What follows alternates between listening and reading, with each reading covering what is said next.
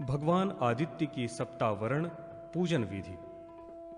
भगवान श्री कृष्ण बोले, वत्स, अब मैं दिवाकर भगवान सूर्य नारायण की पूजा विधि बतलाता हूं। एक वेदी पर अष्टदल कमल युक्त मंडल बनाकर उसमें काल चक्र की कल्पना करनी चाहिए। उसे 12 अरों से युक्त होना चाहिए।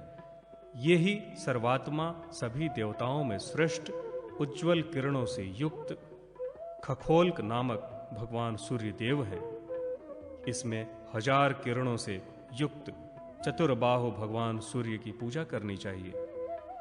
इनके पश्चिम में अरुण, दक्षिण में निक्षुभा देवी, दक्षिण में ही रेवंत तथा उत्तर में पिंगल की पूजा करनी चाहिए और वहीं संज्ञा की भी पूजा करनी चाहिए।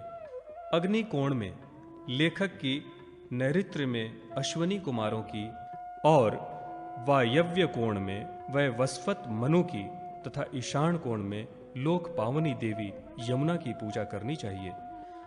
द्वितीय आवरण में पूर्व में आकाश की, दक्षिण में देवी की, पश्चिम में गरुड़ की और उत्तर में नागराज ऐरावत की पूजा शुभ होती है। अग्नि कोण में हेली, नैऋत्य कोण में प्रहेली, वायव्य में उर्वशी और ईशान कोण में विनता देवी की पूजा करनी चाहिए। तृतीय वर्ण में पूर्व में शुक्र, पश्चिम में शनि, उत्तर में बृहस्पति, ईशान में बुध और मंडल के अग्नि कोण में चंद्रमा की पूजा करनी चाहिए। नैऋत्य कोण में राहु तथा वायव्य कोण में केतु की पूजा करनी चाहिए। चौथे आवरण में लेखक शांडिली पुत्र यम, विरूपाक्ष, वरुण, वायुपुत्र, ईशान तथा कुबेर आदि की उन दिशाओं में पूजा करनी चाहिए। पांचवें आवरण में पूर्वादि क्रम से महाश्वेता, श्री, श्रीद्धि, विभूति, घृति, उन्नति, पृथ्वी तथा महाकीर्ति आदि देवियों की पूजा करनी चाहिए तथा इंद्र, विष्णु, अर्यमा, भग, पर्जन्य, विवस्वान, अर्क, त्वष्टा आदि 12 आदित्यों की पूजा छठे आवरण में करनी चाहिए। सिर, नेत्र, अस्त्र शस्त्र से युक्त रथ सहित सूर्य की 7वें आवरण में पूजा करनी चाहिए। यक्ष, गंधर्व, मासाधिपति तथा संवत्सर आदि की भी पूजा करनी चाहिए। इसके बाद भगवान भास्कर पुष्प, गंध आदि से विधि पूर्वक पूजन कर ओम खखोल्काय नमः इस मूल मंत्र से अपने अंगों का स्पर्श अर्थात हृदयादिन्यास करते हुए पूजन करना चाहिए। जो व्यक्ति भक्ति पूर्वक इस विधि से सूर्य की नित्य अथवा दोनों पक्षों की सप्तमी के दिन पूजन करता है, वह परम पद को प्राप्त कर लेता है। सौर धर्म का वर्णन। राजा शतानिक ने पूछा, मुने, भगवान सूर्य का महात्म्य कीर्तिवर्धक और सभी पापों का नाशक है। मैंने भगवान सूर्य नारायण के समान लोक में किसी अन्य देवता को नहीं देखा। जो भरण पोषण और संहार भी करने वाले हैं, वे भगवान सूर्य किस प्रकार प्रसन्न होते हैं, उस धर्म को आप अच्छी तरह जानते हैं। मैंने वैष्णव, शैव, पौराणिक आदि धर्मों का श्रवण किया है। अब मैं सौर धर्म को जानना चाहता हूं, इसे आप मुझे बताएं। सुमंतु मुनि बोले, राजन, अब आप सौर धर्म के विषय में सुने। यह सौर धर्म सभी धर्मों में श्रेष्ठ और उत्तम है। किसी समय स्वयं भगवान सूर्य ने अपने सारथी अरुण से इसे कहा था। सर्वधर्म अंधकार रूपी दोष को दूर कर प्राणियों को प्रकाशित करता है और यह संसार के लिए महान कल्याणकारी है। जो व्यक्ति शांत चित्त होकर सूर्य की भक्ति पूर्वक पूजा करता है, वह सुख और धन धान्य से परिपूर्ण हो जाता है। प्रातः, मध्याह्न और सायं त्रिकाल अथवा एक ही समय सूर्य की उपासना अवश्य करनी चाहिए। जो व्यक्ति सूर्य नारायण का भक्ति पूर्वक अर्चन, पूजन और स्मरण करता है, वह 7 जन्मों में किए गए सभी प्रकार के पापों से मुक्त हो जाता है। जो भगवान सूर्य की सदा स्तुति प्रार्थना और आराधना करते हैं वे प्राकृत मनुष्य न होकर देव स्वरूप ही हैं। षोडशांग पूजन विधि को स्वयं सूर्य नारायण ने कहा है। वह इस प्रकार है। प्रातः स्नान कर शुद्ध वस्त्र धारण करना चाहिए। जप, हवन, पूजन, अर्चनादि कर सूर्य को प्रणाम करके भक्ति पूर्वक ब्राह्मण, गाय, पीपल आदि की पूजा करनी चाहिए। भक्ति पूर्वक इतिहास, पुराण का श्रवण और ब्राह्मणों को वेदाभ्यास करना चाहिए। सबसे प्रेम करना चाहिए। स्वयं पूजन कर लोगों को पुराण आदि ग्रंथों की व्याख्या सुनानी चाहिए। मेरा नित्य प्रति स्मरण करना चाहिए। इस प्रकार के उपचारों से जो अर्चन पूजन विधि बताई गई है वह सभी प्रकार के लोगों के लिए उत्तम है। जो कोई इस प्रकार से भक्ति पूर्वक मेरा पूजन करता है वही मुनि, श्रीमान, पंडित और अच्छे कुल में उत्पन्न है। जो कोई पत्र, पुष्प, फल, जल आदि से जो भी उपलब्ध हो उससे मेरी पूजा करता है, उसके लिए न मैं अदृश्य हूँ और न वह मेरे लिए अदृश्य है। मुझे जो व्यक्ति जिस भावना से देखता है मैं भी उसे उसी रूप में दिखाई पड़ता हूँ। जहाँ मैं स्थित हूँ वहीं मेरा भक्त भी स्थित होता है।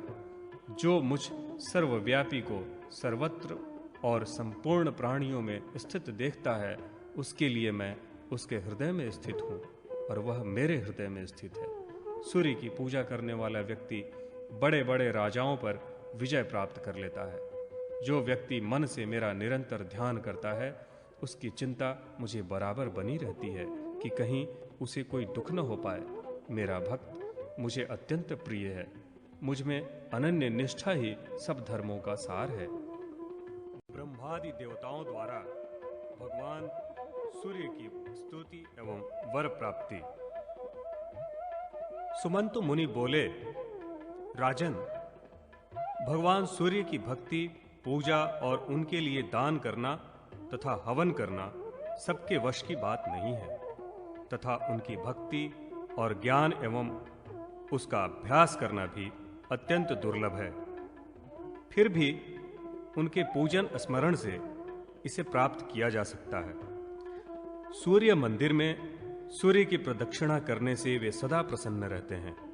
सूर्य चक्र बनाकर पूजन एवं सूर्य नारायण का स्तोत्र पाठ करने वाला व्यक्ति इच्छित फल एवं पुण्य तथा विषयों का परित्याग कर भगवान सूर्य में अपने मन को लगा देने वाला मनुष्य निर्भीक होकर उनकी निश्चल भक्ति प्राप्त कर लेता है। राजा शतानिक ने पूछा, द्विज श्रेष्ठ, मुझे भगवान सूर्य की पूजन विधि सुनने की बड़ी ही अभिलाषा है। मैं आपके ही मुख से सुनना चाहता हूँ। कृपा कर कहिए कि सूर्य की प्रतिमा स्थापित करने से कौन सा पुण्य और फल प्राप्त होता है तथा सम्मार्जन करने और गंध आदि के लेपन से किस पुण्य की प्राप्ति होती है। आरती, नृत्य, मंगल गीत आदि कृत्यों के करने से कौन सा पुण्य प्राप्त होता है। अर्घ्यदान, जल एवं पंचामृत आदि से स्नान, कुश, रक्त, पुष्प, सुवर्ण, रत्न, गंध, चंदन, कपूर आदि के द्वारा पूजन, गंधादि विलेपन, पुराण श्रवण एवं वाचन, अव्यंग्य दान और व्योम रूप में भगवान सूर्य तथा अरुण की पूजा करने से जो फल प्राप्त होता है वह बतलाने की कृपा करें। सुमंत मुनि बोले, राजन, प्रथम आप भगवान सूर्य के महनीय तेज के विषय में सुने। कल्प के प्रारंभ में ब्रह्मादि देवगण अहंकार से वशीभूत हो गए। तमरूपी मोह ने उन्हें अपने वश में कर लिया। उसी समय उनके अहंकार को दूर करने के लिए एक महनीय तेज प्रकट हुआ, जिससे यह संपूर्ण विश्व व्याप्त हो गया। अंधकार नाशक तथा 100 योजन विस्तार युक्त यह तेज पुंज आकाश में भ्रमण कर रहा था। उसका प्रकाश पृथ्वी पर कमल की कर्णिका की भांति दिखलाई दे रहा था। ये देख ब्रह्मादि देवगण परस्पर इस प्रकार विचार करने लगे, हम लोगों का तथा संसार का कल्याण करने के लिए ही ये तेज पुंज प्रादुर्भूत हुआ है। यह तेज कहाँ से प्रादुर्भूत हुआ, इस विषय में वे कुछ न जान सके और इस तेज ने सभी देवगणों को आश्चर्यचकित कर दिया। तेजाधिपति उन्हें दिखाई भी नहीं पड़े। ब्रह्मादि देवताओं ने उनसे पूछा, देव, आप कौन हैं? कहां हैं? यह तेज की कैसी शक्ति है? हम सभी लोग आपका दर्शन करना चाहते हैं। उनकी प्रार्थना से प्रसन्न हो भगवान सूर्य नारायण अपने विराट रूप में प्रकट हो गए। उस महनीय तेज स्वरूप भगवान भास्कर की देवगण पृथक पृथक वंदना करने लगे। ब्रह्मा जी की स्तुति का भाव इस प्रकार है। हे देव देवेश, आप सहस्रों किरणों से प्रकाशमान हैं। कोणवल्लभ, आप संसार के लिए दीपक हैं। आपको नमस्कार है। अंतरिक्ष में स्थित होकर संपूर्ण विश्व को प्रकाशित करने वाले भगवान भास्कर विष्णु, कालचक्र, अमित तेजस्वी, सोम, काल, इंद्र, वसु, अग्नि, खग, लोकनाथ तथा एक चक्र वाले रथ से युक्त ऐसे नामों वाले आपको नमस्कार है। आप अमित तेजस्वी एवं संसार के कल्याण तथा मंगल कारक हैं। आपका सुंदर रूप अंधकार को नष्ट करने वाला है। आप तेज की निधि हैं। आपको नमस्कार है। आप धर्मादि चतुर्वर्ग स्वरूप हैं तथा अमित तेजस्वी हैं। क्रोध, लोभ से रहित हैं। संसार के स्थिति में कारण हैं। आप शुभ एवं मंगल स्वरूप हैं तथा शुभ एवं मंगल के प्रदाता हैं। आप परम शांत स्वरूप हैं तथा ब्राह्मण एवं ब्रह्म रूप हैं। ऐसे हे पर ब्रह्म परमात्मा जगतपते, आप मेरे ऊपर प्रसन्न होइए। आपको नमस्कार है। ब्रह्मा जी के बाद शिव जी ने महातेजस्वी सूर्य नारायण को प्रणाम कर उनकी स्तुति की। विश्व की स्थिति के कारण स्वरूप भगवान सूर्यदेव आपकी जय हो।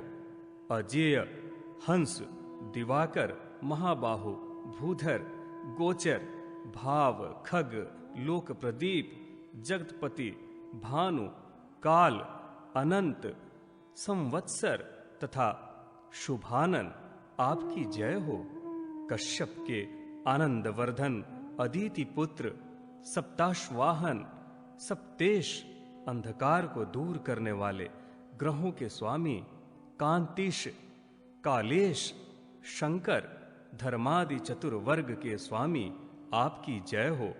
वेदांग रूप, ग्रह रूप, सत्य रूप, सुरूप, क्रोधादि के विनाशक, कलमाश, पक्षी रूप तथा यति रूप आपकी जय हो प्रभु।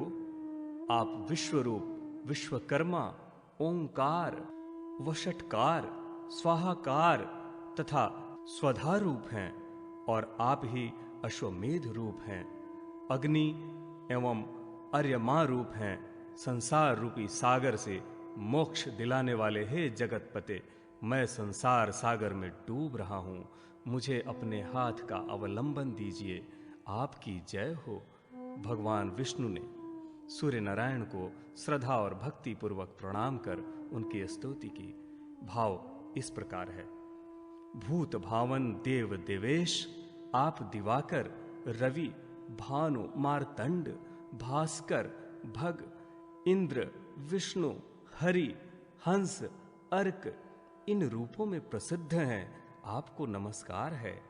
लोक गुरु, आप विभु, त्रिनेत्रधारी, त्रयक्षरात्मक, त्रयंगात्मक, त्रिमूर्ति, त्रिगति हैं। आप 6 मुख, 24 पाद तथा 12 हाथ वाले हैं।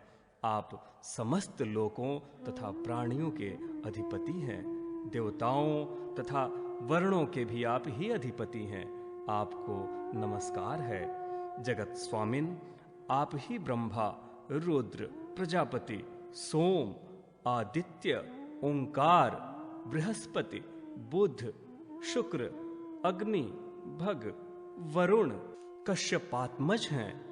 आपसे यह संपूर्ण चराचर जगत व्याप्त है। देवता, असुर तथा मानव आदि सभी आपसे ही उत्पन्न हैं अनघ।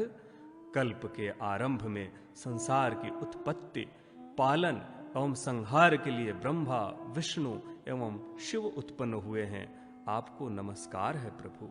आप ही वेद स्वरूप, दिवस स्वरूप, यज्ञ एवं ज्ञान रूप हैं। किरणोज्ज्वल भूतेश गोपते संसार में निमग्न हुए हम पर आप प्रसन्न होइए। आप वेदांत एवं यज्ञ कलात्मक रूप हैं। आपकी जय हो, आपको नित्य नमस्कार है। ब्रह्मादि देवताओं की स्तुति से भगवान सूर्य बहुत ही प्रसन्न हुए और उन्होंने ब्रह्मा, विष्णु तथा महादेव को अपनी अखंड भक्ति तथा अपना अनुग्रह प्राप्त करने का वर प्रदान करते हुए कहा, हे विष्णु, आप देव, दानव, यक्ष, राक्षस, गंधर्व आदि सभी पर विजय प्राप्त कर अजेय रहेंगे।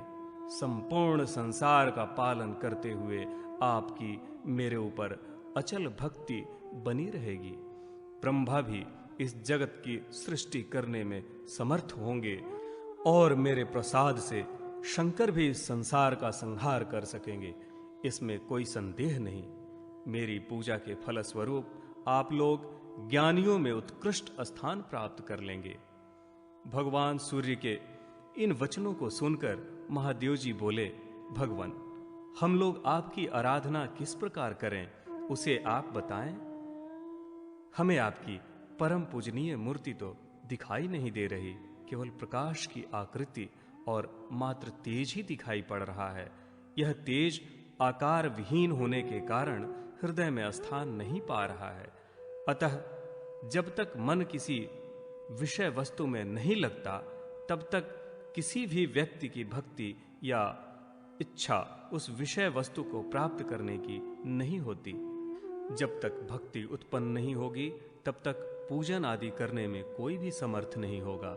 इसलिए आप साकार रूप में प्रकट हों, जिससे कि हम लोग उस साकार रूप का पूजन अर्चन कर सिद्धि को प्राप्त करने में समर्थ हो जाएं। भगवान सूर्य ने कहा, महादेव जी, आपने बड़ी अच्छी बात पूछी है। आप दत्तचित्त होकर सुने। इस जगत में मेरी 4 प्रकार की मूर्तियां हैं, जो संपूर्ण संसार को व्यवस्थित करती हुई सृजन, पालन, पोषण तथा संहार आदि में प्रत्येक समय संलग्न रहती हैं। मेरी प्रथम मूर्ति राजसी मूर्ति है, जो ब्राह्मी शक्ति के नाम से प्रसिद्ध है। वह कल्प के आदि में संसार की सृष्टि करती है। द्वितीय सात्विकी मूर्ति विष्णु स्वरूपिणी है, जो संसार का पालन और दुष्टों का विनाश करती है। तृतीय मूर्ति तामसी है, जो भगवान शंकर के नाम से विख्यात है। वह हाथ में त्रिशूल धारण किए कल्प के अंत में विश्व सृष्टि का संहार करती है। मेरी चतुर्थ मूर्ति सत्वादि गुणों से अतीत तथा उत्तम है। वह स्थिर रहते हुए भी दिखाई नहीं पड़ती। उस अदृश्य शक्ति के द्वारा यह समस्त संसार विस्तार को प्राप्त हुआ है। ओंकार ही मेरा स्वरूप है। यह सकल तथा निष्कल है और साकार एवं निराकार दोनों रूपों में है। यह संपूर्ण संसार में व्याप्त रहते हुए भी सांसारिक कर्म फलों से लिप्त नहीं रहती। जल में पद्म पत्र की भांति अलिप्त रहती है। यह प्रकाश आप लोगों के अज्ञान को दूर करने तथा संसार में प्रकाश करने के लिए उत्पन्न हुआ है। आप लोग मेरे इस अस्पृष्ट निर्लिप्त रूप की आराधना करें। कल्प के अंत में मेरे आकाश रूप में सभी देवताओं का लय हो जाता है। उस समय केवल आकाश रूप ही रहता है। पुनः मुझसे ही ब्रह्मादि देवगण तथा चराचर उत्पन्न होते हैं। हे त्रिलोचन, मैं संपूर्ण जगत में व्याप्त हूं, इसलिए मेरे व्योम रूप की आराधना आप सहित ब्रह्मा विष्णु भी करें।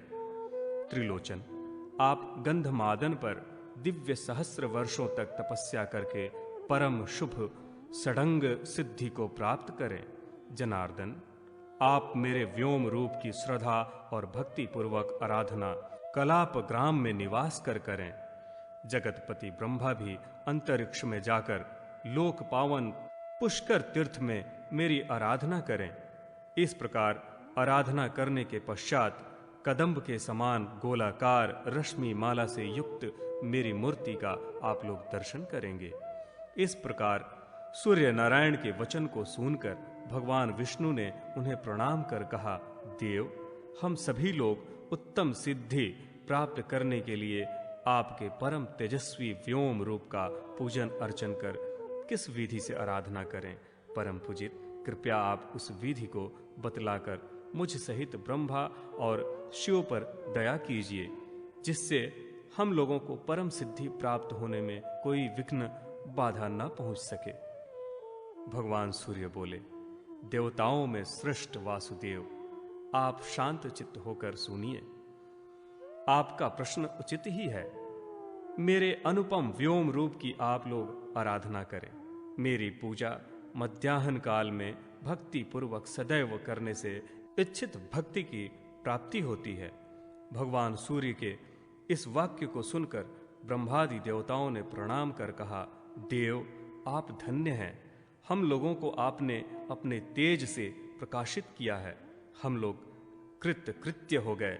आपके दर्शन मात्र से ही सभी लोगों को ज्ञान प्राप्त हुआ है तथा तम, मोह, तंद्रा आदि सभी क्षण मात्र में ही दूर हो गए हैं।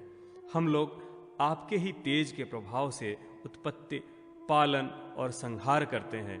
अब आप व्योम के पूजन विधि को बताने की कृपा करें। भगवान आदित्य ने कहा, आप लोग सत्य ही कह रहे हैं। जो मैं हूं वही आप लोग भी हैं, अर्थात आप लोगों के स्वरूप में मैं ही स्थित हूं। अहंकारी, विमूढ़, असत्य, कलह से युक्त लोगों के कल्याण के लिए तथा आप लोगों के अंधकार अर्थात तम मोहादि निवृत्ति के लिए मैंने तेजोमय स्वरूप प्रकट किया। इसलिए अहंकार, मान, दर्प आदि का परित्याग कर श्रद्धा भक्ति पूर्वक निरंतर आप लोग मेरी आराधना करें। इससे मेरे सकल निष्कल उत्तम स्वरूप का दर्शन प्राप्त होगा और मेरे दर्शन से सभी सिद्धियां प्राप्त हो जाएंगी। इतना कहकर सहस्र किरण भगवान सूर्य देवताओं के देखते देखते अंतर ध्यान हो गए। भगवान भास्कर के तेजस्वी रूप का दर्शन कर ब्रह्मा, विष्णु और शिव सभी आश्चर्यचकित होकर परस्पर कहने लगे, ये तो अदिति पुत्र सूर्य नारायण हैं। ये महातेजस्वी लोगों को प्रकाशित करने वाले सूर्य नारायण हैं। इन्होंने हम सभी लोगों को महान अंधकार रूपी तम से निवृत्त किया है। हम अपने अपने स्थान पर चलकर इनकी पूजा करें, जिससे इनके प्रसाद से हमें सिद्धि प्राप्त हो सके। उस व्योम की श्रद्धा भक्ति पूर्वक पूजन करने के लिए ब्रह्मा जी पुष्कर क्षेत्र में, भगवान विष्णु शालग्राम में और वृषध्वज शंकर गंधमादन पर्वत पर चले गए। वहां मान, दर्प तथा अहंकार का परित्याग कर ब्रह्मा जी चार कोण से युक्त व्योम की, भगवान विष्णु चक्र में अंकित व्योम की और शिव अग्नि रूपी तेज से अभिभूत व्योम की सदा भक्ति पूर्वक पूजा करने लगे। ब्रह्मादि देवता गंध, माला, नृत्य, गीत आदि से दिव्य सहस्त्र वर्षों तक सूर्य नारायण की पूजा कर उनकी अचल भक्ति और प्रसन्नता प्राप्ति के लिए उत्तम तपस्या में तत्पर हो गए। सुमंतु मुनि बोले, महाराज, देवताओं के पूजन से प्रसन्न हो वे एक रूप से ब्रह्मा के पास, एक रूप से शंकर के पास तथा एक रूप से विष्णु के पास गए एवं अपने चतुर्थ रूप से रथारूढ़ हो आकाश में स्थित रहे। भगवान सूर्य ने अपने योग बल से पृथक पृथक उन्हें दर्शन दिया। दिव्य रथ पर आरूढ़ सूर्य देव ने अपने अद्भुत योग बल से देखा कि चतुर्मुख ब्रह्मा जी कमल मुख व्योम की पूजा में अत्यंत श्रद्धा भक्ति से नतमस्तक हैं। यह देखकर ब्रह्मा जी से भगवान सूर्य देव ने कहा, सूर्य श्रेष्ठ, देखो मैं वर देने के लिए उपस्थित हूं। यह सुनकर ब्रह्मा जी हर्ष से प्रफुल्लित हो उठे और हाथ जोड़कर उनके कमल मुख को देखकर अति विनम्र भाव से प्रणाम कर प्रार्थना करने लगे, देवेश, आप प्रसन्न हैं तो मेरे ऊपर कृपा कीजिए। देव, आपके अतिरिक्त मेरे लिए अन्य कोई गति नहीं है। भगवान सूर्य बोले, जैसा आप कह रहे हैं उसमें विचार करने की कोई बात नहीं है। आप कारण रूप से मेरे प्रथम पुत्र के रूप में उत्पन्न हों। आप वर मांगिए, मैं वर देने के लिए ही आया हूं। ब्रह्मा जी ने कहा, भगवान, यदि आप मेरे ऊपर प्रसन्न हैं तो मुझे उत्तम वर दें जिससे मैं सृष्टि कर सकूं।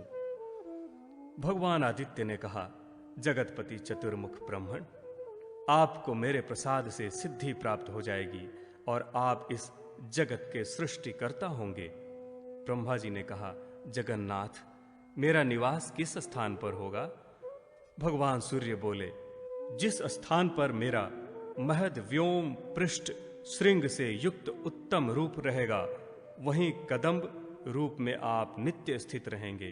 पूर्व दिशा में इंद्र, अग्नि कोण में शांडिली सूत अग्नि, दक्षिण में यम, नैऋत्य कोण में नैऋति, पश्चिम में वरुण और वायव्य कोण में वायु तथा उत्तर दिशा में कुबेर का निवास रहेगा। ईशान कोण में शंकर और आपका तथा मध्य में विष्णु का निवास रहेगा। ब्रह्मा जी ने कहा, देव, आज मैं कृत्य हो गया। जो कुछ भी मुझे चाहिए वह सब प्राप्त हो गया। सुमंतु मुनि बोले, राजन, इस प्रकार भगवान आदित्य ब्रह्मा जी को वर प्रदान कर उनके साथ गंधमादन पर्वत पर गए। वहां उन्होंने देखा भूत भावन शिव तीव्र तपस्या में संलग्न हैं। वे तेज से युक्त व्योम का पूजन कर रहे हैं। इस प्रकार शिव द्वारा पूजन अर्चन को देखकर भगवान भास्कर प्रसन्न हो गए। सूर्य भगवान ने कहा, भीम, मैं तुमसे अति प्रसन्न हूं। वत्स, वर मांगो, मैं वर देने के लिए उपस्थित हूं। इस पर महादेव जी ने साष्टांग प्रणाम कर स्तुति की और कहा, देव, आप मुझ पर कृपा करें।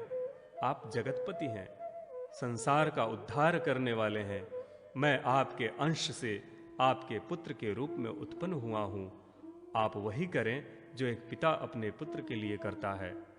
यह वचन सुनकर भगवान सूर्य बोले, शंकर, जो तुम कह रहे हो उसमें कोई भी संदेह नहीं है। मेरे ललाट से तुम पुत्र रूप में उत्पन्न हुए हो। जो तुम्हारे मन में हो वह वर मांगो।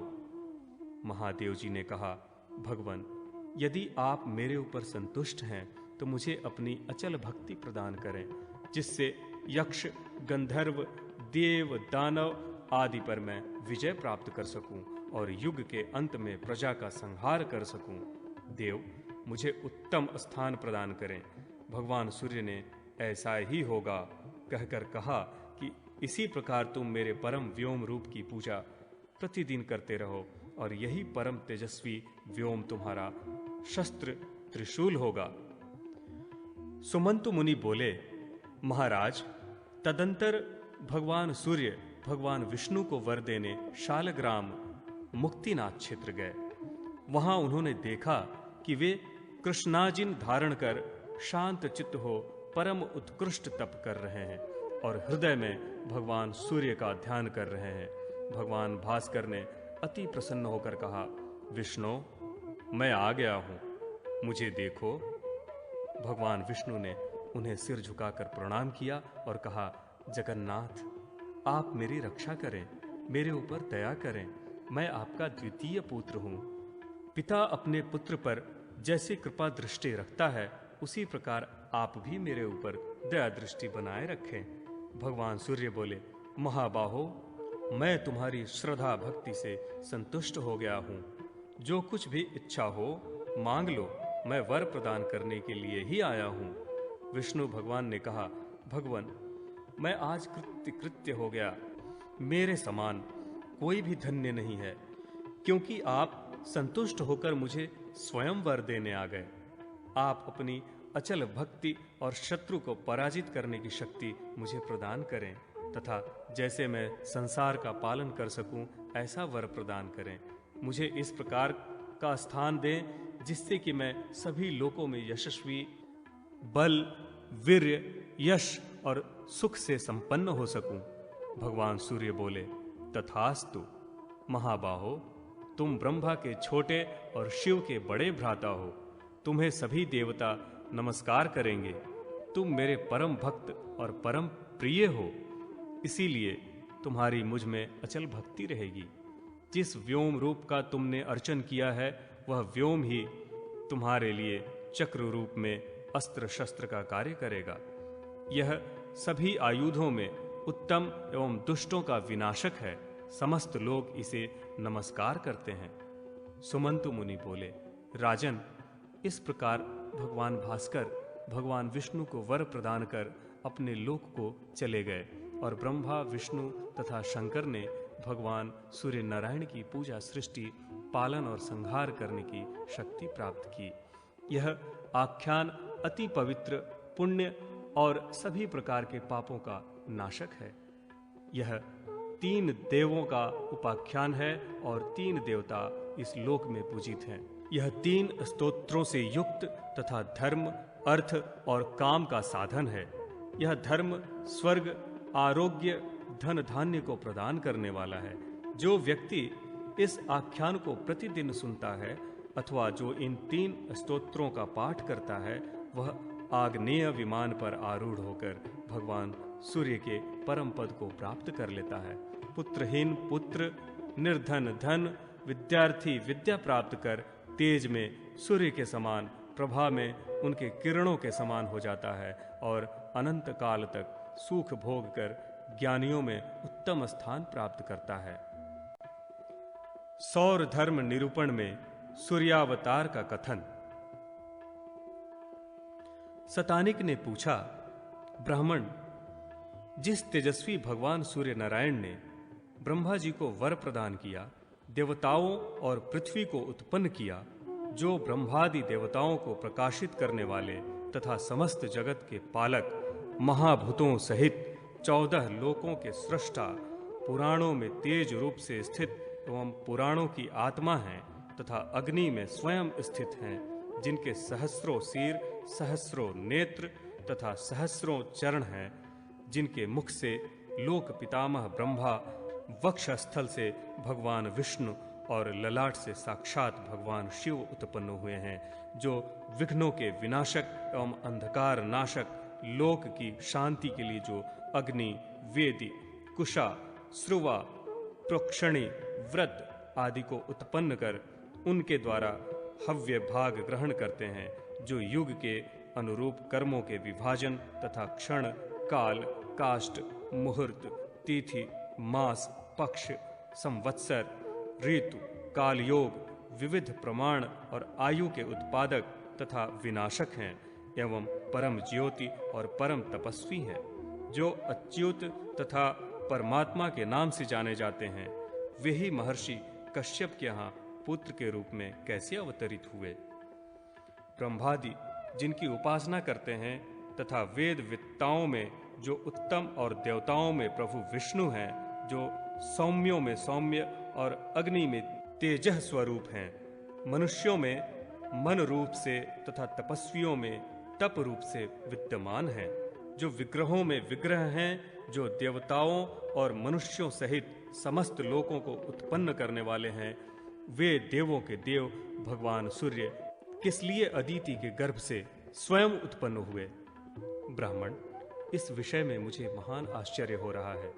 भगवान सूर्य की उत्पत्ति से आश्चर्यचकित होकर ही मैंने आपसे उनके आख्यान को पूछा है। महामुने, भगवान सूर्य के बल, वीर्य, पराक्रम, यश और उज्ज्वलित तेज का आप वर्णन करें। सुमंत मुनि बोले, राजन, आपने भगवान भास्कर की उत्पत्ति के संबंध में बहुत ही जटिल प्रश्न पूछा है। मैं अपनी सामर्थ्य के अनुसार कह रहा हूं, आप उसे श्रद्धा भक्ति पूर्वक सुने।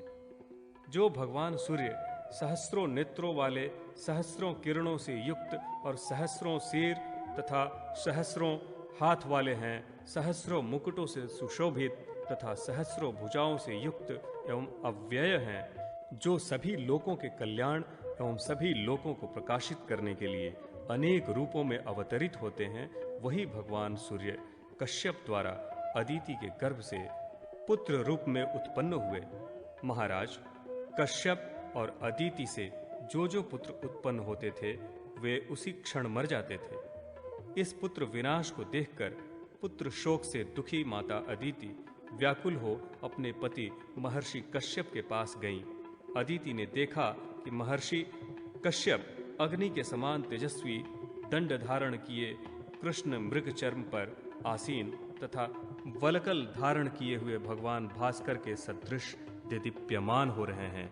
इस प्रकार से उन्हें स्थित देखकर अदिति ने प्रार्थना करते हुए कहा, देव, आप इस तरह निश्चिंत होकर क्यों बैठे हैं? मेरे पुत्र उत्पन्न होते ही मृत्यु को प्राप्त हो जा रहे हैं। अदिति के इस वचन को सुनकर ऋषियों में उत्तम कश्यप जी ब्रह्मलोक गए और उन्होंने अदिति की बातें ब्रह्मा जी को बतलाई। ब्रह्मा जी ने कहा, पुत्र, हमें भगवान भास्कर के परम दुर्लभ स्थान पर चलना चाहिए। यह कहकर ब्रह्मा कश्यप और अदिति के साथ विमान पर आरूढ़ होकर सूर्यदेव के भवन को गए। उस समय सूर्यलोक की सभा में कहीं वेद ध्वनि हो रही थी, कहीं यज्ञ हो रहा था। ब्राह्मण वेद की शिक्षा दे रहे थे। 18 पुराणों के ज्ञाता, विद्या विशारद, मीमांसक, नैयायिक, वेदांतविद, लोकायतिक आदि सभी सूर्य की उपासना में लगे हुए थे। विद्वान ब्राह्मण जप तप हवन आदि में संलग्न थे। उस सभा में रश्मि माली भगवान दिवाकर को महर्षि कश्यप आदि ने देखा। देवताओं के गुरु बृहस्पति, असुरों के गुरु शुक्राचार्य आदि भी वहीं पर भगवान सूर्य की उपासना कर रहे थे। दक्ष, प्रचेता, पुलह, मरीचि, भृगु, अत्रि, वशिष्ठ, गौतम, नारद, अंतरिक्ष, तेज, पृथ्वी, शब्द, स्पर्श, रूप, रस, गंध, प्रकृति, विकृति, अंग, उपांगों सहित चारों वेद और लव, ऋतु, संकल्प, प्रणव आदि बहुत से मूर्तिमान होकर भगवान भास्कर की स्तुति उपासना कर रहे थे। अर्थ, धर्म, काम, मोक्ष, द्वेष, हर्ष, मोह, मत्सर, मान, वैष्णव, महेश्वर, सौर, मारुत, विश्वकर्मा तथा अश्वनी कुमार आदि सुंदर सुंदर वचनों से भगवान सूर्य का गुणगान कर रहे थे। ब्रह्मा जी ने भगवान भास्कर से निवेदन किया, भगवान, आप देव माता अदिति के गर्भ से उत्पन्न होकर लोक का कल्याण कीजिए। इस त्रैलोक्य को अपने तेज से प्रकाशित कीजिए। देवताओं को शरण दीजिए। असुरों का विनाश एवं अदिति पुत्रों की रक्षा कीजिए। भगवान सूर्य ने कहा, आप जैसा कह रहे हैं वैसा ही होगा। प्रसन्न होकर महर्षि कश्यप देवी अदिति के साथ अपने आश्रम में चले आए और ब्रह्मा जी भी अपने लोक को चले गए। सुमंतु मुनि बोले, महाराज, कालांतर में भगवान सूर्य अदिति के गर्भ से उत्पन्न हुए, जिससे तीनों लोकों में सुख छा गया और दैत्यों का विनाश हो गया। देवताओं की वृद्धि हुई और उनके प्रभाव से सभी लोगों में परम आनंद व्याप्त हो गया। इस प्रकार देव माता अदिति के गर्भ से भगवान सूर्य के जन्म ग्रहण करने पर आकाश में दुदुम्भियां बजने लगी, गंधर्वगण गान करने लगे। द्वादशात्मा भगवान सूर्य की सभी देवगण, ऋषि, महर्षि तथा दक्ष प्रजापति आदि स्तुति करने लगे। उस समय एकादश रुद्र, अश्वनी कुमार, 8 वसु, महाबली गरुड़, विश्वदेव, साध्य, नागराज वासुकी तथा अन्य बहुत से नाग और राक्षस भी हाथ जोड़े खड़े थे। पितामह ब्रह्मा भी स्वयं पृथ्वी पर आए और सभी देवता एवं ऋषि महर्षियों से बोले, देवर्षिगण, जिस प्रकार बालक रूप में उत्पन्न होकर ये सभी को देख रहे हैं, उसी प्रकार ये लोकेश्वर श्रीमान और विवस्वान रूप में विख्यात होंगे। देव, दानव, यक्ष, गंधर्व आदि के जो कारण हैं, वही आदिदेव भगवान आदित्य हैं। इस प्रकार कहकर पितामह ब्रह्मा ने देवताओं और ऋषियों सहित उन्हें नमस्कार कर विधि पूर्वक उनकी अर्चना की। तत्पश्चात वे अपने अपने लोकों को चले गए। वेदों द्वारा ज्ञेय तथा इंद्रादि 12 नामों से युक्त भगवान सूर्य को पुत्र रूप में प्राप्त कर महर्षि कश्यप अदिति के साथ परम संतुष्ट हो गए एवं सारा विश्व हर्ष से व्याप्त हो गया तथा सभी राक्षस भयभीत हो गए। भगवान सूर्य बोले, महर्षि, आपके पुत्र नष्ट हो जाते थे, इसलिए गर्भ की सिद्धि के लिए मैं आपके यहाँ पुत्र रूप में जन्म हुआ हूँ। सुमंतु मुनि बोले, राजन, इस प्रकार भगवान भास्कर की आराधना करके ब्रह्मा जी ने सृष्टि करने का वर प्राप्त किया और कश्यप मुनि ने भी भगवान भास्कर को प्रसन्न कर उन्हें पुत्र रूप में प्राप्त कर लिया। ब्रह्मादि देवताओं द्वारा सूर्य के विराट रूप का दर्शन। महाराज शतानिक ने कहा, मुने, आपने भगवान सूर्य के अद्भुत चरित्र का वर्णन किया है, जिनका पूजन ब्रह्मा आदि देवता प्रतिदिन विधि पूर्वक करते रहते हैं, तथा जिस ब्रह्मा विष्णु शिव और सभी देवता आराधना करते हैं उसे आप बताएं। सुमंतु मुनि बोले, राजन, एक बार भगवान विष्णु और ब्रह्मा जी हिमाचल पर गए। वहां उन्होंने देखा कि भगवान शिव सिर पर अर्धचंद्र धारण किए भगवान विवस्वान की पूजा कर रहे हैं। ब्रह्मा और विष्णु को वहां आए देखकर शिव जी ने उन्हें प्रणाम किया और विधि पूर्वक उनकी पूजा की तथा उनसे कहा, भगवान, आप लोगों ने भगवान सूर्य की आराधना कर उनके किस स्वरूप का दर्शन किया है? मुझे उनके परम रूप को जानने की बड़ी ही अभिलाषा है, उसे आप बताएं। इस पर वे दोनों बोले, हम लोगों ने भी उस परम अद्भुत रूप को नहीं देखा है। हमें उस परम अद्भुत रूप की आराधना के लिए सुवर्ण के समान उज्जवल पवित्र उदयगिरी पर्वत पर एक साथ चलना चाहिए। अनंतर तीनों देव तीव्र गति से पर्वत श्रेष्ठ उदयाचल पर गए और वहां भगवान सूर्य नारायण की विधि पूर्वक आराधना करने लगे। सहस्रों दिव्य वर्ष तक पद्मासन लगाकर ब्रह्मा जी निश्चल रूप से स्थिर हो ऊपर हाथ करके त्रिलोचन भगवान शंकर और सिर नीचे करके पंचाग्नि का सेवन करते हुए भगवान विष्णु सूर्य देव का दर्शन प्राप्त करने के लिए कठोर तप करने लगे। ब्रह्मा विष्णु और शिव जी के उत्तम तप से संतुष्ट हो भगवान सूर्य नारायण ने प्रकट होकर उनसे कहा, आप लोग क्या चाहते हैं? मैं आप लोगों से संतुष्ट हूँ और वर देने के लिए उपस्थित हुआ हूँ। उन्होंने कहा, गोपते, हम लोग आपके दर्शन से कृत्य हो गए हैं। पहले ही आपकी आराधना करके हम लोगों ने शुभ वरों को प्राप्त कर लिया है। आपकी दया से हम लोग उत्पत्ति, स्थिति और विनाश करने में समर्थ हैं, इसमें किसी प्रकार का संशय नहीं है। किंतु देव देवेश, हम लोग आपके परम दुर्लभ रूप का दर्शन करना चाहते हैं। उनके वचनों को सुनकर लोक पूजित भगवान सूर्य ने उन्हें अपना परम दुर्लभ तेजस्वी अद्भुत विराट रूप दिखलाया। इनके अनेक सिर तथा अनेक मुख हैं। सभी देव तथा सभी लोक उसमें स्थित हैं। पृथ्वी पैर, स्वर्ग सिर, अग्नि नेत्र, पैर की अंगुलियां पिशाच, हाथ की अंगुलियां गुह्यक, विश्वदेव जंघा, यज्ञ कुक्षी, अप्सरागण केश तथा तारागण ही इनके रोम रूप में हैं। दसों दिशाएं इनके कान और दिक्पाल गण इनकी भुजाएं, वायु नासिका, प्रसाद ही क्षमा तथा धर्म ही मन है। सत्य इनकी वाणी, देवी सरस्वती जिह्वा, ग्रीवा महादेवी, अदिति और तालु वीर्यवान रुद्र हैं। स्वर्ग का द्वार नाभि, वैश्वानर, अग्निमुख, भगवान ब्रह्मा हृदय और उदर महर्षि कश्यप हैं। पीठ आठों वसु तथा सभी संधियां मरुद देव हैं। समस्त छंद दांत एवं ज्योतियां निर्मल प्रभा हैं। महादेव रुद्र प्राण, कुक्षियां समुद्र हैं। इनके उदर में गंधर्व और नाग हैं।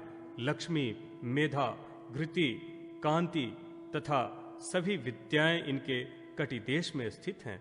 इनका ललाट ही परमात्मा का परम पद है। 2 स्तन, 2 कुक्षी और 4 वेद, ये 8 ही इनके यज्ञ हैं। सुमंतु मुनि बोले, राजन, सर्वदेवमय भगवान सूर्य के इस विराट रूप को देखकर ब्रह्मा, शिव और भगवान विष्णु परम विस्मित हो गए। उन्होंने बड़ी श्रद्धा से भगवान सूर्य को प्रणाम किया। भगवान सूर्य ने कहा, देवों, आप सबकी कठिन तपस्या से प्रसन्न होकर आप सबके कल्याण के लिए मैंने योगियों के द्वारा समाधि गम्य अपने इस विराट रूप को दिखलाया है। इस पर वे बोले, भगवान, आपने जो कहा है उसमें कोई भी संदेह नहीं। इस विराट रूप का दर्शन पाना योगियों के लिए भी दुर्लभ है। आपकी आराधना करने तथा आपका दर्शन करने पर कुछ अप्राप्य नहीं है। आपके समान इस लोक में दूसरा कोई देव नहीं है।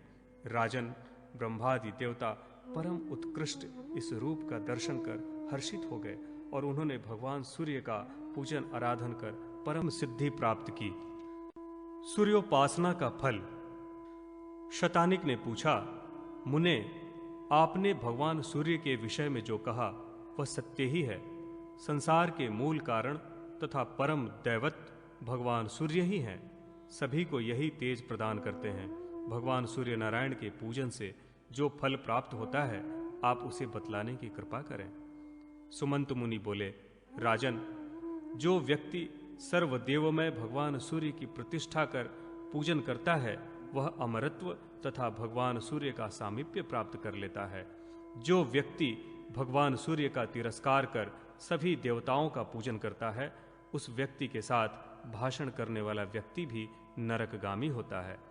जो व्यक्ति श्रद्धा भक्ति पूर्वक सूर्यदेव की प्रतिष्ठा कर पूजन अर्चन करता है, उसे यज्ञ, तप, तीर्थ, यात्रा आदि की अपेक्षा कोटि गुना अधिक फल प्राप्त होता है तथा उसके मातृकुल, पितृकुल एवं स्त्रीकुल इन तीनों का उद्धार हो जाता है।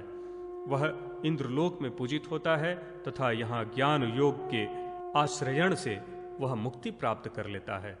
अथवा जो राज्य चाहता है, वह दूसरे जन्म में सप्तद्वीपवती वसुमती का राजा होता है। जो व्यक्ति मिट्टी का सर्वदेवमय व्योम बनाकर भगवान सूर्य का पूजन अर्चन करता है, वह तीनों लोकों में पूजित एवं इस लोक में धन धान्य से परिपूर्ण होकर अंत में सूर्य लोक को प्राप्त कर लेता है। जो व्यक्ति भगवान सूर्य के पिष्टमय व्योम की रचना कर गंध, धूप, पुष्प, माला, चंदन, फल आदि उपचारों से पूजा करता है, वह सब पापों से मुक्त हो जाता है और कोई क्लेश नहीं पाता। वह भगवान सूर्य के समान प्रतापपूर्ण हो अव्यय पद को प्राप्त करता है। अपनी शक्ति के अनुसार भक्ति पूर्वक भगवान सूर्य का मंदिर निर्माण कराने वाला स्वर्णमय विमान पर आरूढ़ होकर भगवान सूर्य के साथ विहार करता है। यदि साधन संपन्न होने पर भी श्रद्धा भक्ति से शून्य होकर मंदिर आदि का निर्माण करता है, तो उसे कोई फल नहीं होता। इसलिए अपने धन का 3 भाग करना चाहिए। उसमें से 2 भाग धर्म तथा अर्थोपार्जन में व्यय करें और 1 भाग से जीवन यापन करें। धन संपत्ति से संपन्न रहने पर भी यदि कोई बिना भक्ति के अपना सर्वस्व भगवान सूर्य के लिए अर्पण कर दे, तब भी वह धर्म का भागी नहीं होता, क्योंकि इसमें भक्ति की ही प्रधानता है। मानव संसार में दुख और शोक से व्याकुल होकर तब तक भटकता है जब तक भगवान सूर्य की पूजा नहीं करता। संसार में आसक्त प्राणियों को भगवान सूर्य के अतिरिक्त और कौन ऐसा देवता है जो बंधन से छुटकारा दिला सके। विभिन्न पुष्पों द्वारा सूर्य पूजन का फल। सुमंतु मुनि बोले, राजन, अमित तेजस्वी भगवान सूर्य को स्नान कराते समय जय आदि मांगलिक शब्दों का उच्चारण करना चाहिए तथा शंख, भेरी आदि के द्वारा मंगल ध्वनि करनी चाहिए। तीनों संध्याओं में वैदिक ध्वनियों से श्रेष्ठ फल होता है। शंख आदि मांगलिक वाद्यों के सहारे निराजन करना चाहिए। जितने क्षणों तक भक्त निराजन करता है, उतने युग सहस्त्र वर्ष वह दिव्य लोक में प्रतिष्ठित होता है। भगवान सूर्य को कपिला गौ के पंचगव्य से और मंत्रपुत कुश युक्त जल से स्नान कराने को ब्रह्म स्नान कहते हैं। वर्ष में 1 बार भी ब्रह्म स्नान कराने वाला व्यक्ति सभी पापों से मुक्त होकर सूर्य लोक में प्रतिष्ठित होता है। जो पितरों के उद्देश्य से शीतल जल से भगवान सूर्य को स्नान कराता है, उसके पितर नरकों से मुक्त होकर स्वर्ग चले जाते हैं। मिट्टी के कलश की अपेक्षा ताम्र कलश से स्नान कराना 100 गुना श्रेष्ठ होता है। इसी प्रकार चांदी आदि के कलश द्वारा स्नान कराने से और अधिक फल प्राप्त होता है। भगवान सूर्य के दर्शन से स्पर्श करना श्रेष्ठ है और स्पर्श से पूजा श्रेष्ठ है और घृत स्नान कराना उससे भी श्रेष्ठ है। इस लोक और परलोक में प्राप्त होने वाले पापों के फल भगवान सूर्य को घृत स्नान कराने से नष्ट हो जाते हैं एवं पुराण श्रवण से 7 जन्मों के पाप दूर हो जाते हैं। 100 पल लगभग 6 किलो 20 ग्राम प्रमाण से जल पंचामृत आदि से स्नान कराना स्नान कहलाता है। 25 पल लगभग 1.5 किलो से स्नान कराना अभ्यंग स्नान कहलाता है और 2000 पल लगभग 124 किलो से स्नान कराने को महास्नान कहते हैं। जो मानव भगवान सूर्य को पुष्प फल से युक्त अर्घ्य प्रदान करता है वह सभी लोकों में पूजित होता है और स्वर्ग लोक में आनंदित होता है। जो अष्टांग अर्घ्य जल, दूध, कुश का अग्रभाग, घी, दही, मधु, लाल कनेर का फूल तथा लाल चंदन बनाकर भगवान सूर्य को निवेदित करता है वह 10,000 वर्ष तक सूर्य लोक में विहार करता है। यह अष्टांग अर्घ्य भगवान सूर्य को अत्यंत प्रिय है। बांस के पात्र से अर्घदान करने से 100 गुना फल मिट्टी के पात्र से होता है। मिट्टी के पात्र से 100 गुना फल ताम्र के पात्र से होता है और पलाश एवं कमल के पत्तों से अर्घ्य देने पर ताम्र पत्र का फल प्राप्त होता है। रजत पात्र के द्वारा अर्घ्य प्रदान करना 1,00,000 गुना फल देता है। स्वर्ण पात्र के द्वारा दिया गया अर्घ्य 1,00,00,000 गुना फल देने वाला होता है। इसी प्रकार स्नान, अर्घ्य, नैवेद्य, धूप आदि का क्रमशः विभिन्न पात्रों की विशेषता से उत्तरोत्तर श्रेष्ठ फल प्राप्त होता है। धनिक या दरिद्र दोनों को समान ही फल मिलता है, किंतु जो भगवान सूर्य के प्रति भक्ति भावना से संपन्न रहता है उसे अधिक फल मिलता है। वैभव रहने पर भी मोहवश जो पूर्व विधि विधान के साथ पूजन आदि नहीं करता वह लोभ से आक्रांत चित्त होने के कारण उसका फल नहीं प्राप्त कर पाता। इसलिए मंत्र, फल, जल तथा चंदन आदि से विधि पूर्वक सूर्य की पूजा करनी चाहिए। इससे वह अनंत फल को प्राप्त करता है। इस अनंत फल प्राप्ति में भक्ति ही मुख्य हेतु है। भक्ति पूर्वक पूजा करने से वह 100 दिव्य कोटि वर्ष सूर्य लोक में प्रतिष्ठित होता है। राजन, सूर्य को भक्ति पूर्वक तालपत्र का पंखा समर्पित करने वाला 10,000 वर्ष तक सूर्य लोक में निवास करता है। मयूर पंख का सुंदर पंखा सूर्य को समर्पित करने वाला 100 कोटि वर्षों तक सूर्य लोक में निवास करता है। नरश्रेष्ठ, हजारों पुष्पों से कनेर का पुष्प श्रेष्ठ है। हजारों बिल्व पत्रों से एक कमल पुष्प श्रेष्ठ है। हजारों कमल पुष्पों से एक अगस्त्य पुष्प श्रेष्ठ है। हजारों अगस्त्य पुष्पों से एक मोगरा पुष्प श्रेष्ठ है। सहस्र कुशाओं से शमी पत्र श्रेष्ठ है तथा 1000 शमी पत्रों से नीलकमल श्रेष्ठ है। सभी पुष्पों में नीलकमल ही श्रेष्ठ है। लाल कनेर के द्वारा जो भगवान सूर्य की पूजा करता है वह अनंत कल्पों तक सूर्य लोक में सूर्य के समान श्रीमान तथा पराक्रमी होकर निवास करता है। चमेली, गुलाब, विजय, श्वेत मदार तथा अन्य श्वेत पुष्प भी श्रेष्ठ माने गए हैं। नाग चंपक, सदाबहार पुष्प, मोगरा ये सब समान ही माने गए हैं। गंध युक्त किंतु अपवित्र पुष्पों को देवताओं पर नहीं चढ़ाना चाहिए। गंधहीन होते हुए भी पवित्र कुशादि को ग्रहण करना चाहिए। पवित्र पुष्प सात्विक पुष्प हैं और अपवित्र पुष्प तामसी हैं। रात्रि में मोगरा और कदम का पुष्प चढ़ाना चाहिए। अन्य सभी पुष्पों को दिन में ही समर्पित करना चाहिए। अधखिले पुष्प तथा अपक्व पदार्थ भगवान सूर्य को नहीं चढ़ाने चाहिए।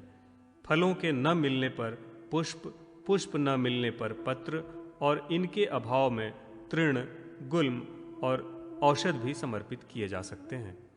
इन सबके अभाव में मात्र भक्ति पूर्वक पूजन आराधन से भगवान प्रसन्न हो जाते हैं। जो माघ मास के कृष्ण पक्ष में सुगंधित मुक्ता पुष्पों द्वारा सूर्य की पूजा करता है उसे अनंत फल प्राप्त होता है। संयत चित्त होकर करवीर पुष्पों से पूजा करने वाला सभी पापों से रहित हो सूर्य लोक में प्रतिष्ठित होता है। अगस्त्य के पुष्पों से जो एक बार भी भक्ति पूर्वक सूर्य की पूजा करता है वह 10 लाख गोदान का फल प्राप्त करता है और उसे स्वर्ग प्राप्त होता है। मालती, रक्तकमल, चमेली, पुनांग, चंपक, अशोक, श्वेत मंदार, कचनार, अंधुक, करवीर, कल्हार, शमी, तगर, कनेर, केशर, अगस्त्य, बक तथा कमल पुष्पों द्वारा यथाशक्ति भगवान सूर्य की पूजा करने वाला कोटि सूर्य के समान दिदीप्यमान विमान से सूर्य लोक को प्राप्त करता है, अथवा पृथ्वी या जल में उत्पन्न पुष्पों द्वारा श्रद्धापूर्वक पूजन करने वाला सूर्य लोक में प्रतिष्ठित होता है। सूर्य षष्ठी व्रत की महिमा। सुमंतु मुनि बोले, राजन, अब आप भगवान सूर्य को अत्यंत प्रिय सूर्य षष्ठी व्रत के विषय में सुने। सूर्य षष्ठी व्रत करने वाले को जितेंद्रिय एवं क्रोध रहित होकर अयाचित व्रत का पालन करते हुए भगवान सूर्य की पूजा में तत्पर रहना चाहिए।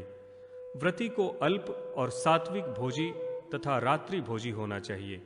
स्नान एवं अग्नि कार्य करते रहने चाहिए और अध्यशायी होना चाहिए। मध्याह्न में देवताओं द्वारा, पूर्वाह्न में ऋषियों द्वारा, अपराह्न में पितरों द्वारा और संध्या में गुह्यकों द्वारा भोजन किया जाता है। अतः इन सभी कालों का अतिक्रमण कर सूर्यव्रती के भोजन का समय रात्रि ही माना गया है। मार्गशीर्ष मास के कृष्ण पक्ष की षष्ठी से यह व्रत आरंभ करना चाहिए। इस दिन भगवान सूर्य की अंशुमान नाम से पूजा करनी चाहिए तथा रात्रि में गोमूत्र का प्राशन कर निराहार होकर विश्राम करना चाहिए। ऐसा करने वाला व्यक्ति अति रात्र यज्ञ का फल प्राप्त करता है। इसी प्रकार पौष में भगवान सूर्य की सहस्रांशु नाम से पूजा करें तथा घृत का प्राशन करें। इससे वाजपेय यज्ञ का फल प्राप्त होता है। माघ मास में कृष्ण पक्ष की षष्ठी को रात्रि में गोदुग्ध पान करें। सूर्य की पूजा दिवाकर नाम से करें, इससे महान फल प्राप्त होता है। फाल्गुन मास में मार्तंड नाम से पूजा कर गोदुग्ध का पान करने से अनंत काल तक सूर्यलोक में प्रतिष्ठित होता है। चैत्र मास में भास्कर की विवस्वान नाम से भक्ति पूर्वक पूजा कर हविष्य भोजन करने वाला सूर्यलोक में अप्सराओं के साथ आनंद प्राप्त करता है। वैशाख मास में चंड किरण नाम से सूर्य की पूजा करने से 10,000 वर्षों तक सूर्यलोक में आनंद प्राप्त करता है। इसमें पयोव्रती होकर रहना चाहिए। ज्येष्ठ मास में भगवान भास्कर की दिवसपति नाम से पूजा कर गो श्रृंग का जल पान करना चाहिए। ऐसा करने से कोटि गोदान का फल प्राप्त होता है। आषाढ़ मास के कृष्ण पक्ष की षष्ठी को अर्क नाम से सूर्य की पूजा कर गोमय का प्राशन करने से सूर्यलोक की प्राप्ति होती है। श्रावण मास में अर्यमा नाम से सूर्य का पूजन कर दुग्धपान करें। ऐसा करने वाला सूर्यलोक में 10,000 वर्षों तक आनंद पूर्वक रहता है। भाद्रपद मास में भास्कर नाम से सूर्य की पूजा कर पंचगव्य प्राशन करें, इससे सभी यज्ञों का फल प्राप्त होता है। आश्विन मास के कृष्ण पक्ष की षष्ठी में भग नाम से सूर्य की पूजा करें। इसमें एक पल गोमूत्र का प्राशन करने से अश्वमेध यज्ञ का फल प्राप्त होता है। कार्तिक मास के कृष्ण पक्ष की षष्ठी को शक्र नाम से सूर्य की पूजा कर दुर्वांगुर का एक बार भोजन करने से राजसूय यज्ञ का फल प्राप्त होता है। वर्ष के अंत में सूर्य भक्ति परायण ब्राह्मणों को मधु संयुक्त पायस का भोजन कराएं तथा यथाशक्ति स्वर्ण एवं वस्त्रादि समर्पित करें। भगवान सूर्य के लिए काले रंग की दूध देने वाली गाय देनी चाहिए। जो इस व्रत का 1 वर्ष तक निरंतर विधि पूर्वक संपादन करता है, वह सभी पापों से निर्विमुक्त हो जाता है एवं सभी कामनाओं से पूर्ण होकर शाश्वत काल तक सूर्यलोक में आनंदित रहता है। सुमंतु मुनि बोले, राजन, इस कृष्ण षष्ठी व्रत को भगवान सूर्य ने अरुण से कहा था। यह व्रत सभी पापों का नाश करने वाला है। भक्ति पूर्वक भगवान भास्कर की पूजा करने वाला मनुष्य अमित तेजस्वी भगवान भास्कर के अमित स्थान को प्राप्त करता है। उभय सप्तमी व्रत का वर्णन। सुमंतु मुनि ने कहा, राजन, अब मैं आपको धर्म, अर्थ, काम, मोक्ष इस चतुर्वर्ग की प्राप्ति करने वाले भगवान सूर्य के उत्तम व्रत को बतलाता हूं। पौष मास के उभय पक्ष की सप्तमियों को जो शाली, धान, गेहूं के आटे से बने पकवान तथा दूध का रात्रि में भोजन करता है और जितेंद्रिय रहता है, सत्य बोलता है तथा दिन भर उपवास करता है, तीनों संध्याओं में भगवान सूर्य तथा अग्नि की उपासना करता है, सभी भोग पदार्थों का परित्याग कर भूमि पर शयन करता है, मास बीतने पर सप्तमी को घृतादि से भगवान सूर्य को स्नान कराता है तथा उनकी पूजा करता है, नैवेद्य में मोदक, पका दूध तथा पकवान निवेदित करता है, 8 ब्राह्मणों को भोजन कराता है और भगवान को कपिला गाय निवेदित करता है। वह कोटि सूर्यों के समान देदीप्यमान उत्तम विमान में आरूढ़ होकर भगवान अंशुमाली के परम स्थान को प्राप्त करता है। कपिला गौ के तथा उसकी संततियों के शरीर में जितने रोम हैं, उतने 1000 युग वर्षों तक वह सूर्यलोक में प्रतिष्ठा प्राप्त करता है। अपने 21 कुलों के साथ वह यथेक्ष भोगों का उपभोग कर अंत में ज्ञान योग का समाश्रयण कर मुक्त हो जाता है।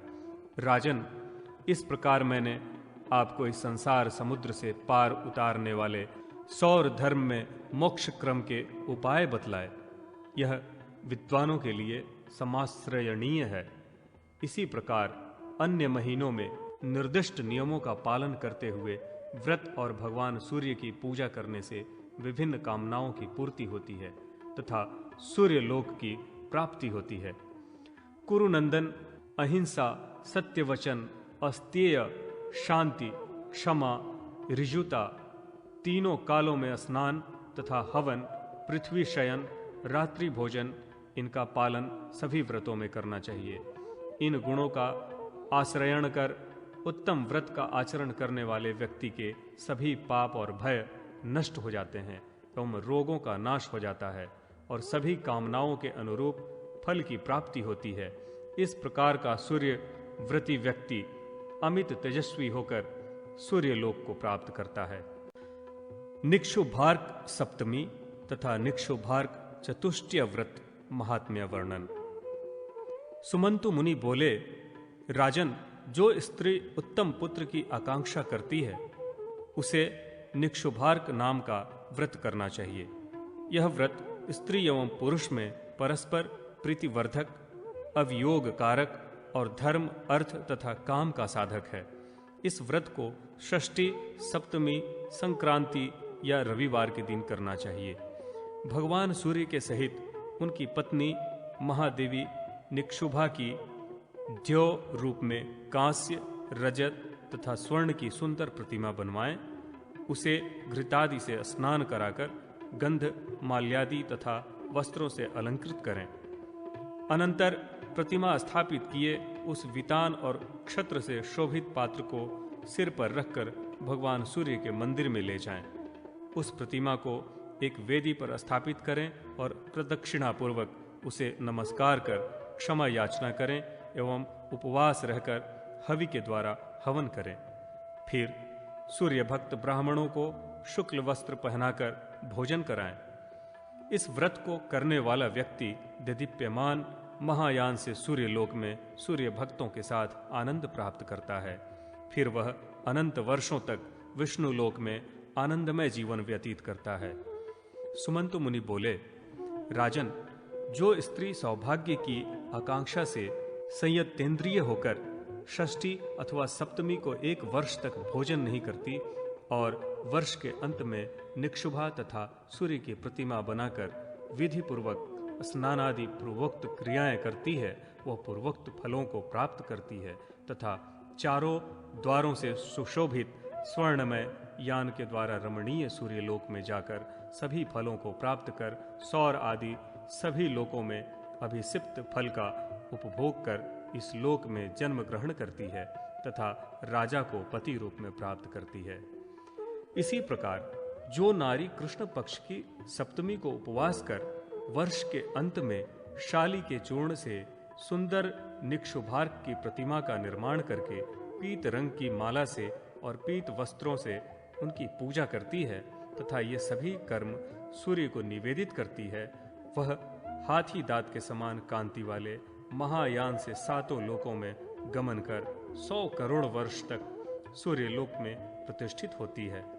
नरश्रेष्ठ सौर आदि लोकों में भोगों का उपभोग कर क्रमशः इस लोक में जन्म ग्रहण करती तथा अभिसिप्त धन धान्य समन्वित मनोनुकूल पति को प्राप्त करती है।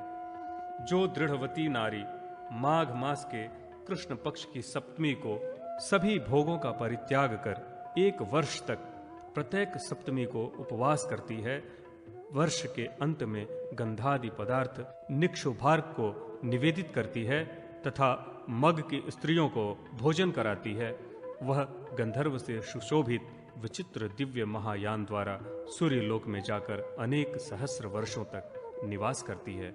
वहां यथेष्ट सभी भोगों का उपभोग कर इस लोक में आने पर राजा को पति रूप में वर्ण करती है। राजन, जो स्त्री पाप और भय का नाश करने वाले इस निक्षुभार्क व्रत को करती है, वह परम पद प्राप्त करती है।